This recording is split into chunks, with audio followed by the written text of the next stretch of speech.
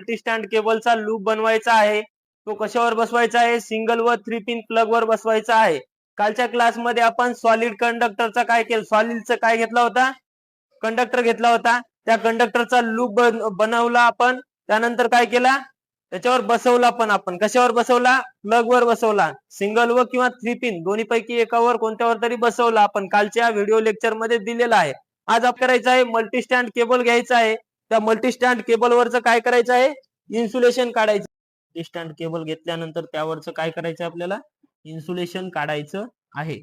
बघू शकता.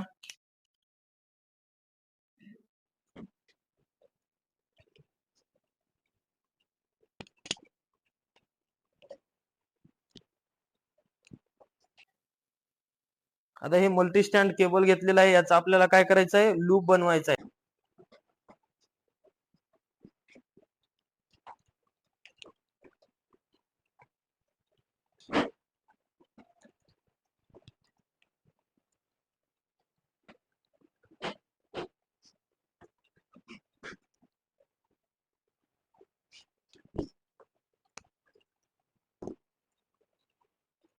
अशा प्रकारे आपल्याला काय करायचं आहे? मल्टी स्टँड केबलचा लूप बनवायचा आहे.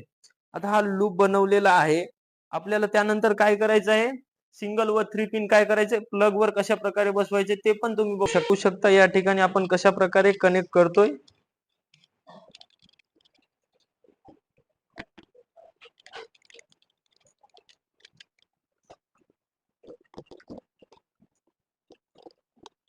बघू शकता कशा प्रकारे मी बसवलेलं आहे. की तुम्ही किती ओढलं तर काय होणार नाही, लूज कनेक्शन होणार नाही, किंवा तुमचे जो काही तुम्ही सप्लाय दिलेला आहे त्यामध्ये कुठलेही लॉसेस होणार नाहीत. त्यामुळे तुम्ही काय करू शकता? लूप बनवू शकता आणि अशा प्रकारे काय करू शकता? कनेक्ट करू शकता. अशा प्रकारे तुम्हाला नवनवीन व्हिडिओ बघायचे असतील तर चॅनलला काय करा? लाईक करा आणि सबस्क्राईब करा.